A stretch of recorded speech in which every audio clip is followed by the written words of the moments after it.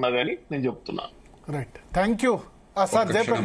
ముగించే ఎందుకంటే నర్సరీ గారు మంచి ఒక ఉదంతం చెప్పారు. చాలా మందికి సంగతి తెలియదు. 1952లో కాదు 57లో కూడా ఈ రిజర్వేషన్లు ఇప్పుడున్నట్టుగా శాశ్వతంగా ఒక నియోజకవర్గానికి ఇవ్వడం కాకుండా ఇద్దరు కొన్ని సందర్భాల్లో ముగ్గురు ప్రతినిధులను ఎన్నుకుని ఏర్పాటు చేశారు. కానీ చట్ట నిర్మాణంలో ఒక లోపం వల్ల 57 ఎన్నికల్లో వివి గిరి గారు ఓడిపోయినాడు.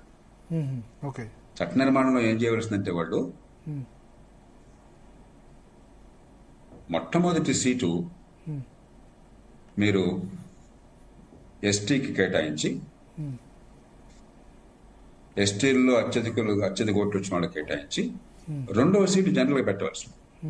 వాళ్ళు పెట్టకుండా మొట్టమొదటి సీటు జనరల్ కేటాయించి రెండవ సీటు ఎస్టీకి ఇచ్చారు. అక్కడున్న విచిత్ర పరిస్థితుల్లో ఏంది వివి గిరి గారితో ఇప్పటికి కూడా మీరు ఉత్తరాంధ్రలో చూసినట్టయితే, దక్షిణ ఒరిస్సాలో చూసినట్టయితే షెడ్యూల్డ్ ట్రైబ్ వర్గాలే గాని రాజా కుటుంబాల వారు వాళ్ళకున్న పలుకుబడి వల్ల ఈ జనరల్ సీట్లోనూ మెజారిటీ వచ్చింది. మెంబర్ 2 వచ్చారు, వివి గారు రెండో సంఖ్య వచ్చింది.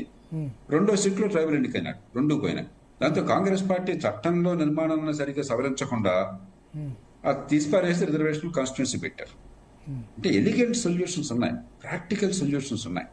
మనకి అన్ని వర్గాలని కలుపుకుని సమాజంలో నిజమైన న్యాయం అందించడం కోసం మన దేశంలో ఆ ప్రయత్నం జరగట్లా. మహిళల రిజర్వేషన్ కావచ్చు, మరొకటి కావచ్చు, చాలా క్రూడ్ సొల్యూషన్స్, ఎలిగెంట్ సొల్యూషన్, నాయకత్వాన్ని పెంచేది, సాధికారిత ఇచ్చేది కాకుండా ఏదో చేసాం, ఇస్తున్నామా వాయన, పుచ్చుకుంటున్నామా ఆయన మన సొల్యూషన్స్ వచ్చినాయి. వాళ్ళు చక్కటి రంతాన్ని తీసుకొచ్చారు. ఈ చర్చ పెట్టినందుకు ఇందాక వారు అన్నారు, నిజమైన మంచి ప్రమాణాలతో నిజాన్ని చెప్పే బహిరంగ చర్చ కావాలి తప్ప మరి మన దేశంలో మనకు ఆయుధం లేదు. మీలాంటి చర్చలు కొంచెం ఫలవంతమైనటువంటివి, పార్టీలను తిట్టుకోవడం కాకుండా. అందుకని సార్ పార్టీలు ఇప్పుడు నెక్స్ట్ పార్టీలు ఎలాగో ఉంది, పార్టీలు కాకుండా ఎందుకంటే ఇంటెలెక్చువల్ చర్చ ఉండాలనే ఉద్దేశంతోనే పిలిచారు. అలా కాకుండా నిజంగా ఈ దేశంలో అందరికీ హుందాతనం కావాలి, గౌరవం కావాలి, అవకాశం కావాలి, నాయకత్వ స్థానాలు కావాలి, ప్రాతినిధ్యం కావాలి. దానికి ఏం చేయాలనేది చిత్తశుద్ధితో ఆలోచిస్తే పరిష్కారాలు పుష్కలంగా ఉన్నాయి. ఓకే, థ్యాంక్ యూ జేపీ గారు, నరహరి గారు. సో స్పందన, ఒకటి అంటే మనం ఒక ఇంటలెక్చువల్ డిస్కషన్ ఎందుకు ప్లాన్ చేసామంటే, అంటే రిజర్వేషన్ సంబంధించి 42% ఇస్తే ఇవ్వడానికి ఉన్న మార్గాలు, ఇస్తే ఒరిగేదేంటి, అసలు లోకల్ బాడీస్కు జేపీ గారు చెప్పినట్టు పవరే లేదు. స్థానిక సంస్థల డ్యూటీ ఏమైందంటే ఓన్లీ మోర్లు సాల్వ్ చేయడం ఊర్లో వరకు అయిపోయింది. నిజానికి 73, 74వ రాజ్యాంగ సవరణల ప్రకారం స్థానిక సంస్థలే స్కూల్స్ మెయింటైన్ చేయాల్సిన బాధ్యత స్థానిక సంస్థలు. రాష్ట్ర ప్రభుత్వాలు అన్ని అధికారాలు చేతులు పెట్టుకుని స్థానిక సంస్థలకు ఏ పవర్ ఇవ్వట్లా.